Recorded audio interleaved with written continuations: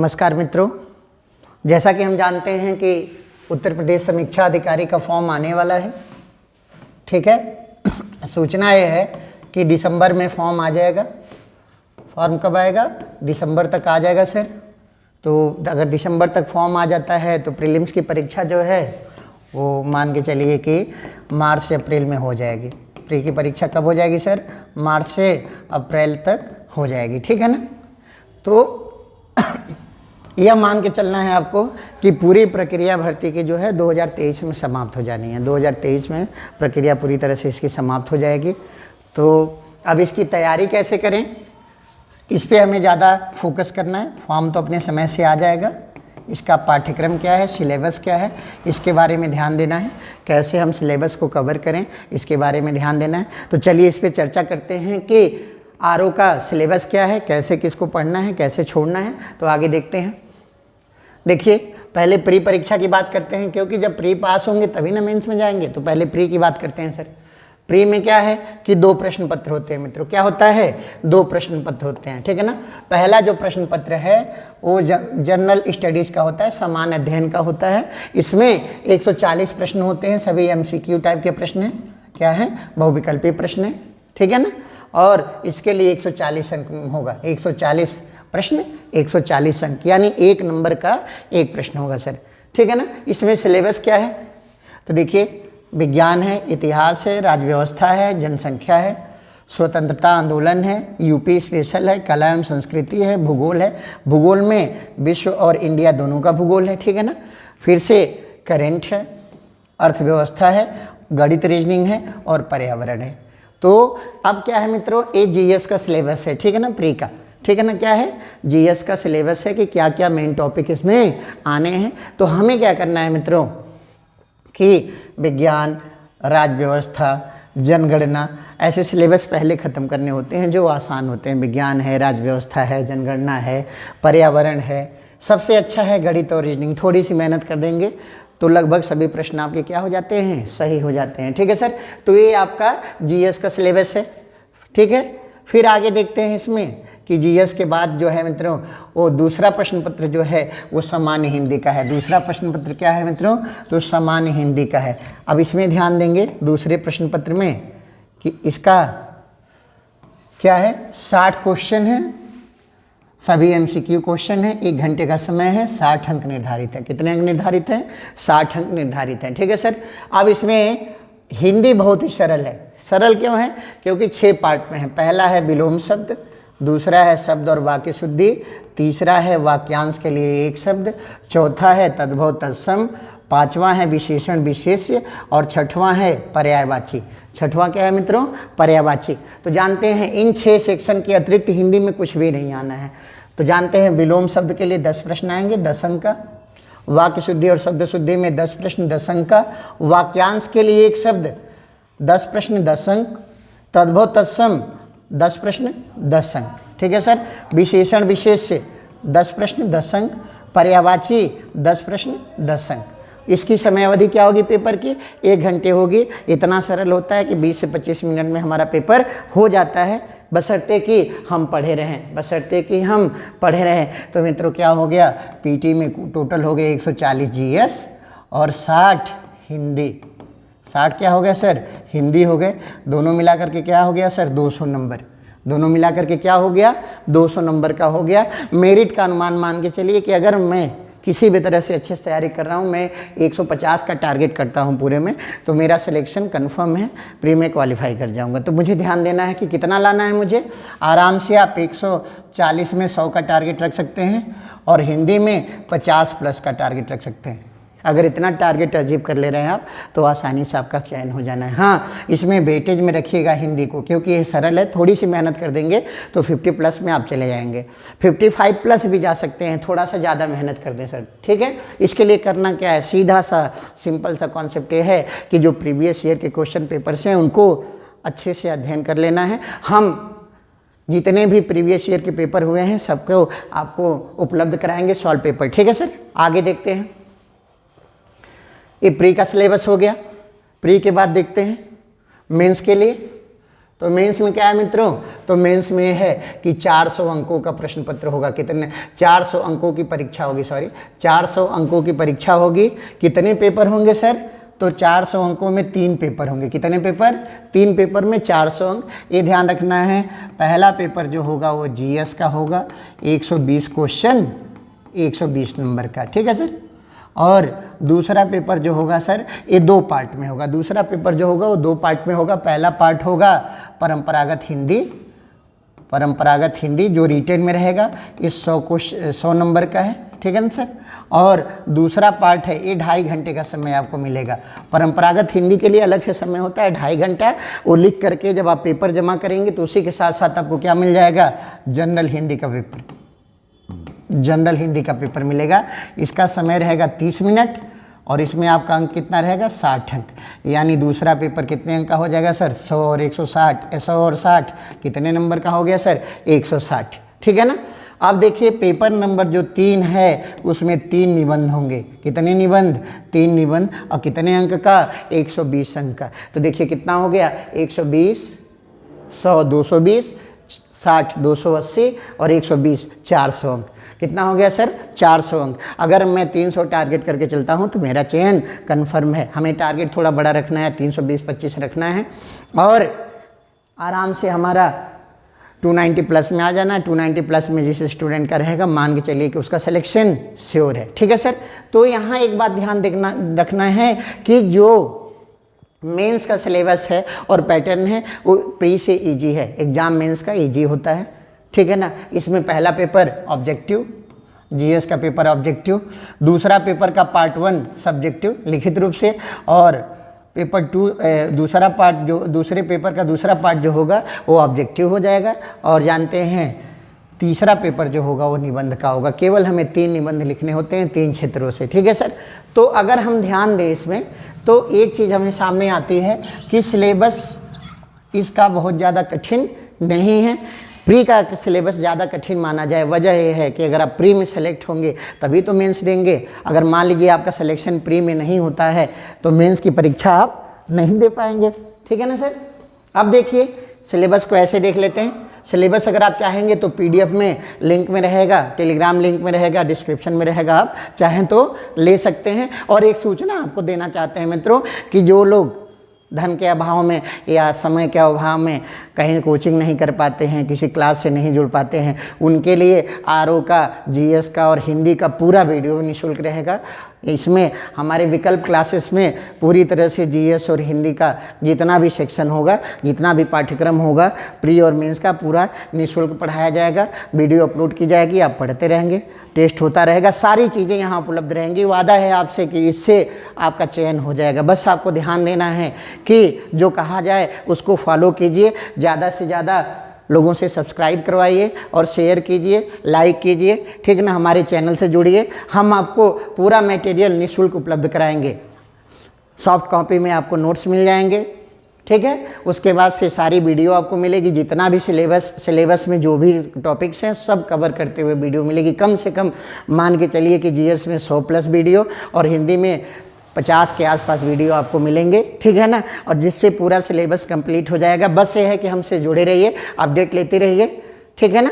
चलिए सर अब मेंस का सिलेबस देखते हैं।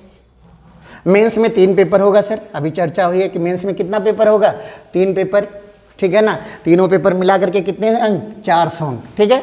अब देखिए पहला पेपर जीएस 120 क्वेश्चन, सभी बहुविकल्पी, 120 अंक, ठीक है ना। समय कितना रहेगा इसका, 2 घंटा। सिलेबस क्या है सर, जो प्री की परीक्षा में है सेम वही सिलेबस है। मज़े की बात है मित्रों, 200 नंबर का जो प्री हो रहा है सेम वही सिलेबस 180 नंबर का किस में हो जा रहा है साहब, मेंस में हो जा रहा है।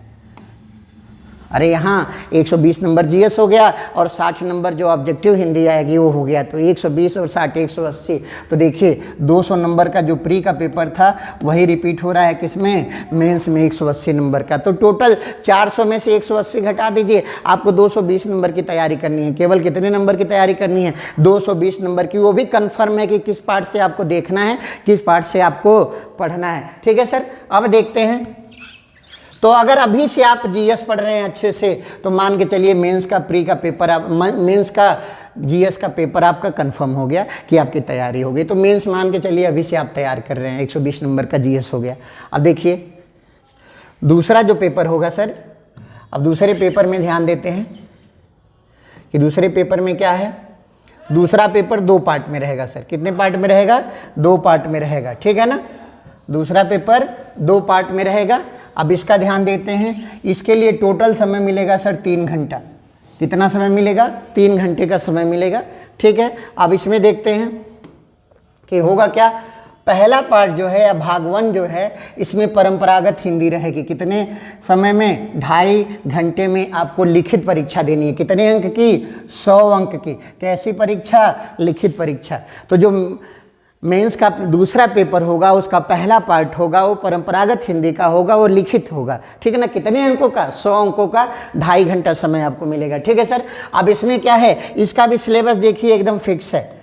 आरओ के पेपर में सबसे अच्छी खासियत है कि इसका सिलेबस फिक्स है कि क्या आना है। एक गद्यांश आएगा मित्रों, ध्यान दीजिएगा। परंपरागत हिंदी में क्या आएगा? एक गद्यांश होगा, शीर्षक लिखना होता है, व्याख्या लिखनी होती है, सारांश लिखना होता है। 21 नंबर का। कितने नंबर का?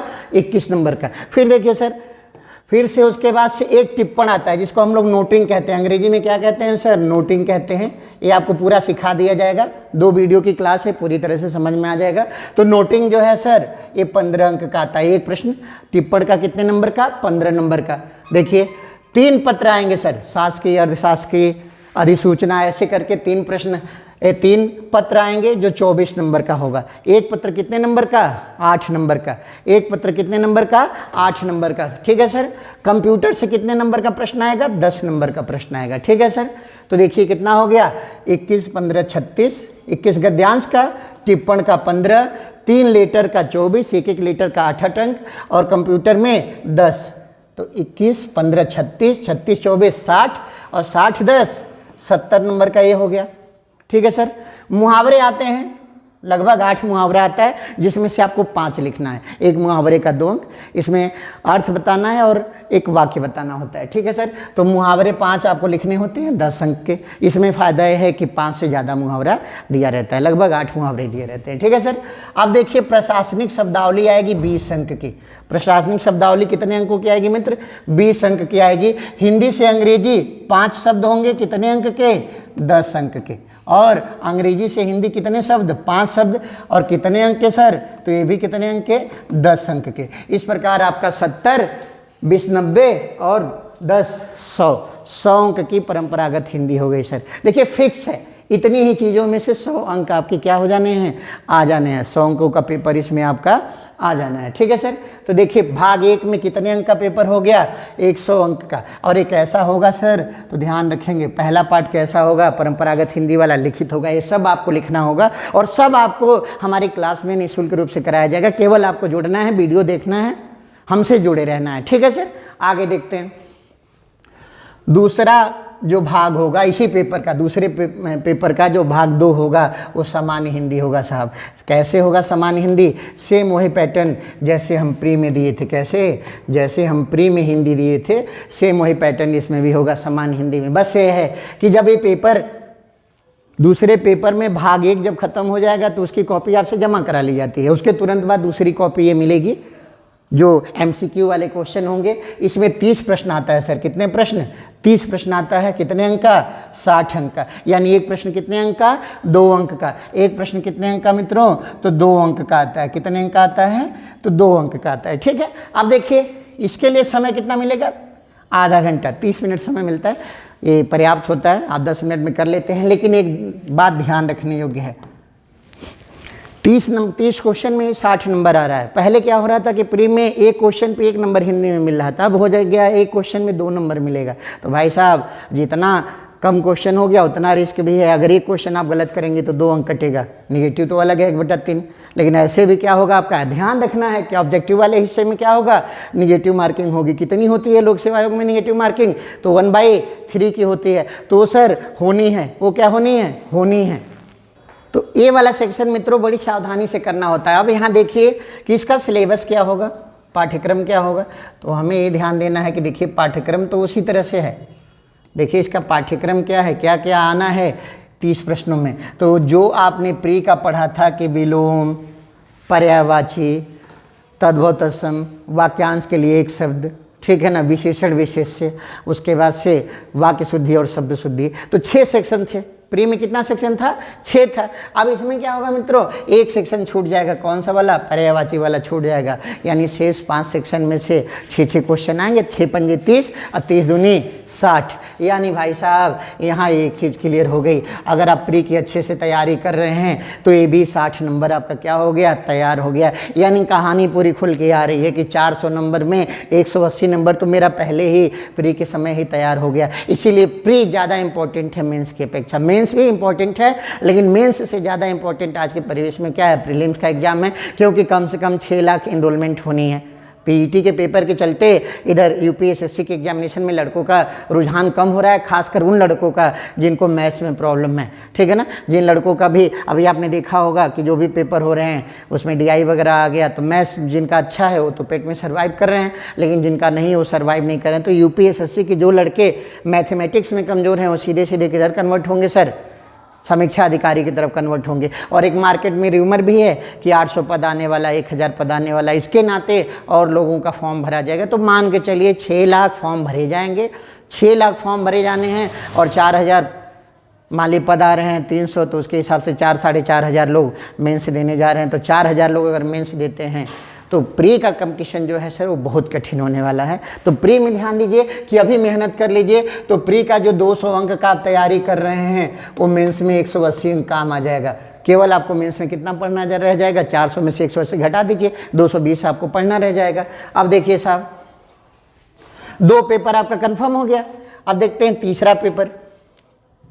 तीसरा पेपर मित्रों निबंध का होता है। तीसरा पेपर किसका होता है? निबंध का होता है। किसका होता है सर? निबंध का होता है, ठीक है ना।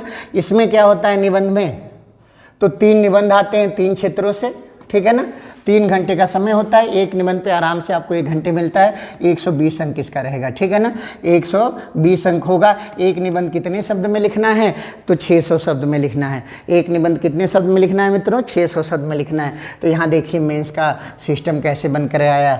पेपर फर्स्ट का 120 अंक, पेपर सेकेंड में 2 पार्ट, पहला पार्ट 100 अंक, दूसरा पार्ट 60 अंक, ठीक है ना। और पेपर तीसरा क्या है सर? 120 अंक। तो टोटल जोड़ करके कितना हो गया? 400 अंक हो गया। टोटल जोड़ करके कितना अंक हो गया सर? 400 अंक हो गया। और 400 में मुझे टारगेट कितना रखना है सर? कम से कम मुझे 320 प्लस टारगेट रखना है, तब जाके कहीं मैं 300 प्लस में सर्वाइव करूंगा। और जिसका 300 प्लस है वो कन्फर्म है कि उसे सचिवालय आराम से समीक्षा अधिकारी के तौर पर मिल जाएगा, ठीक है सर। आगे देखते हैं। अब इसमें निबंध कौन कौन से आते हैं उसकी चर्चा कर लेते हैं। निबंध कौन कौन से आते हैं? तो देखिए सर 3 क्षेत्र से निबंध है। ये भी बहुत सरल है, ठीक है ना। बस समस्या ये है कि हमें फोकस होकर काम करना है। बाकी कुछ भी इसमें ऐसा नहीं है जो बहुत अद्वितीय हो। 3 निबंध हैं। कितने भाग से? 3 भाग से। हर भाग से एक। हर भाग से क्या करना है? हमको एक निबंध लिखना है। तो भाग 1 देखिए कह रहा है साहित्य और संस्कृति। दूसरा पार्ट इसमें कह रहा है भाग 1 में सामाजिक क्षेत्र। तीसरा कह रहा है राजनीतिक क्षेत्र। इनमें से हमको केवल एक निबंध लिखना होगा। मान के चलिए 2 निबंध आएगा, 2 में से हमको एक लिख लेना है, ठीक है ना। इधर देखिए विज्ञान और पर्यावरण और प्रौद्योगिकी, आर्थिक क्षेत्र और कृषि एवं व्यापारी दूसरे पार्ट में है। इसमें से हमको एक निबंध लिख लेना है, ठीक है ना। और जो अंतिम है जिस पे सबसे अधिक हम लोग तैयारी करते हैं, जो अंतिम पार्ट है ये क्या है? राष्ट्रीय एवं अंतर्राष्ट्रीय घटनाएं, यानी करंट अफेयर से जो हाल में चर्चित घटनाएं हैं उनसे रिलेटेड निबंध आ सकता है। आपदाओं पे निबंध आ सकता है। इसमें इनमें से क्या करना है? हमको एक लिखना है। तो टोटल हमें कितना लिखना है सर? 3 निबंध लिखना है। कितने अंक का? 120 अंक का। अब हमें देखिए कि योजना हमको यह बना करके चलना है सर कि हमें पढ़ाई कैसे करनी है। तो हमें पढ़ाई में ये करना है कि देखिए प्री में हमको कितना लाना है साहब? 140 जो जीएस है, और हिंदी कितना है सर? 60 है। तो हमारा टारगेट होना चाहिए कि जीएस में हम 100 प्लस हो जाएं और हिंदी में 50 प्लस हो जाए। आसानी से हो सकते हैं। हिंदी में तो आप कोशिश करेंगे तो 55 प्लस जा सकते हैं। ये आपका सिलेबस है। अगर मान लीजिए आप 150 प्लस में जा रहे हैं तो कोई ताकत आपको मेंस देने से नहीं रोक पाएगी। फ़ायदा क्या होता है? मान लीजिए सिलेक्शन तो 130 तक हो जा रहा है, 120 तक हो जा रहा है, ठीक है ना, वो तो पेपर पे डिपेंड करता है। लेकिन अगर मेरा टारगेट ज़्यादा है, मैंने अचीवमेंट अच्छा किया है, प्री में मेरा पेपर अच्छा हुआ है, तो उससे क्या होगा, जिस दिन मैं पेपर दे के आऊँगा मैं अपना पेपर मिलाऊंगा, और मिलाने के बाद मैं उसी दिन से मेंस के लिए लग जाऊँगा। मैं वेट नहीं करूँगा कि रिजल्ट में क्या होना है। तो इसीलिए सबसे अधिक मेहनत कहाँ करनी है साहब, हार्डर कहाँ मेहनत होनी है, तो प्री के लिए होनी है। और मज़े की बात है, जो प्री का सिलेबस है वही क्या हो जाएगा सर, अभी आपको बताया मैंने, यही 180 नंबर का मेंस में हो जाएगा। किस में हो जाएगा, 180 नंबर का मेंस में हो जाएगा। और मेंस कितना है साहब, मेंस आपका 400 नंबर का है। तो 400 में 180 तो आप प्री में ही पढ़ ले रहे हैं, आपको पढ़ना क्या है, 220 पढ़ना है। 100 नंबर परंपरागत हिंदी, 120 नंबर निबंध। तो यह एग्ज़ाम आसानी से क्रैक किया जा सकता है। क्या इसमें इंटरव्यू है, क्या इसमें साक्षात्कार है, तो ध्यान रखिएगा, राजपत्रित पद तो है लेकिन इसमें साक्षात्कार या इंटरव्यू नहीं है। केवल आपको पीटी और मेंस में पेपर देना है। प्री का पेपर जो होता है वो क्वालिफाइंग है, उसके नंबर मेंस में नहीं जोड़े जाएंगे। मेंस का जो 400 नंबर का 3 पेपर होगा, केवल उसी से मेरिट बनेगी। और देखेंगे जहां भी ऑब्जेक्टिव प्रश्न आएंगे, कैसे प्रश्न, ऑब्जेक्टिव प्रश्न यानी एमसीक्यू वाले जो प्रश्न आएंगे प्री में या मेंस में, उसमें निगेटिव मार्किंग भी है सर। निगेटिव मार्किंग कितनी है सर, तो -1/3। कितना होगा, निगेटिव मार्किंग कितनी हो जाएगी, 1/3। ठीक है ना। तो हमें एक्यूरेसी पे भी ध्यान देना है। हाँ, एक खतरा है। खतरा क्या है सर, टॉपर जो होते हैं वो 400 नंबर पाते हैं, जो लास्ट का सेलेक्टेड कैंडिडेट होता है वो 380 नंबर पाता है। 20 नंबर 25 नंबर के अंदर पूरी मेरिट बन जाती है। इसलिए इसमें एक्यूरेसी बहुत इंपॉर्टेंट है। हमें करना क्या है, अब पढ़ना कैसे है, सिलेबस की बात है तो हमें ध्यान देना है कि सर हम पढ़ेंगे कैसे, कैसे पढ़ेंगे, तो इसकी हम चर्चा कर लेते हैं। हमें पढ़ने में कोई रॉकेट साइंस नहीं लगाना है, सीधा सीधा है कि देखिए सर, प्रीवियस ईयर सबसे ज़्यादा मेहनत हमको किस में करनी है, जो प्रीवियस ईयर के क्वेश्चंस हैं, जो प्रीवियस ईयर के सेट हैं, शिल्पी जैसी बुक्स आती हैं उनका पूरा सेट लगा जाइए। हम खुद आपको सारे सेट सॉल्व करके यहाँ वीडियो पे में वीडियो बनाएंगे, सॉल्व किया जाएगा वीडियो बना करके। ठीक है सर, ये सॉल्व किया जाएगा।